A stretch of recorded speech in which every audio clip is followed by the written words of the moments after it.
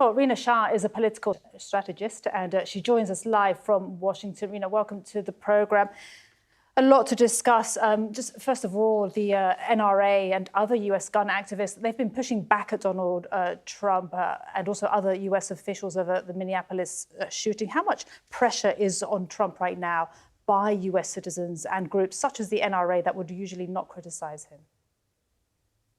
Yeah, this Minneapolis shooting, Alex Pretti, a US citizen and an intensive care unit nurse killed by federal agents, is not just a local tragedy, it's a symptom of America's deepening internal fractures that the world is watching closely, no doubt.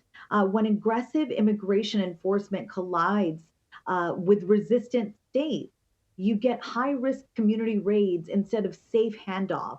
And that turns routine operations into flashpoints that erode trust and stability. And now the ball is in the court of the Trump administration as to how it responds and handles these matters from here on out.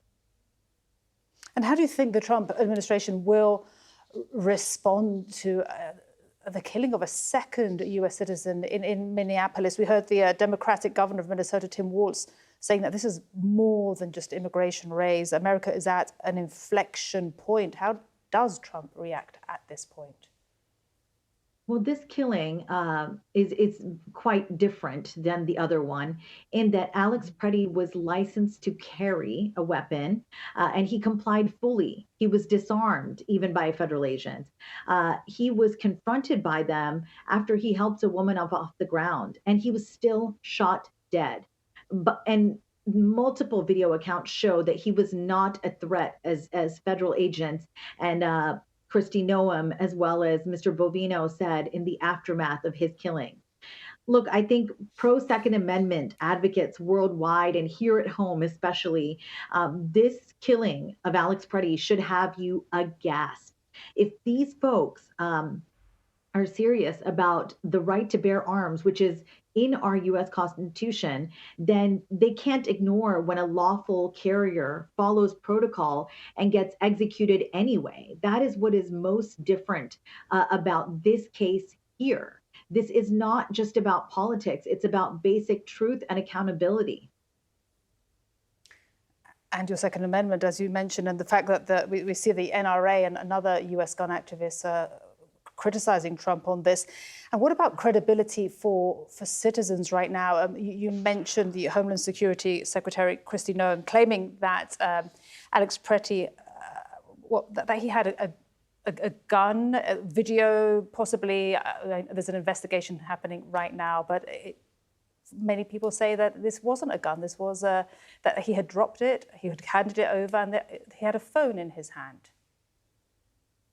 Look, it is true that Alex Pretti had a phone in his hand. And I think what we're looking at here is a situation in which the video accounts will tell the truth.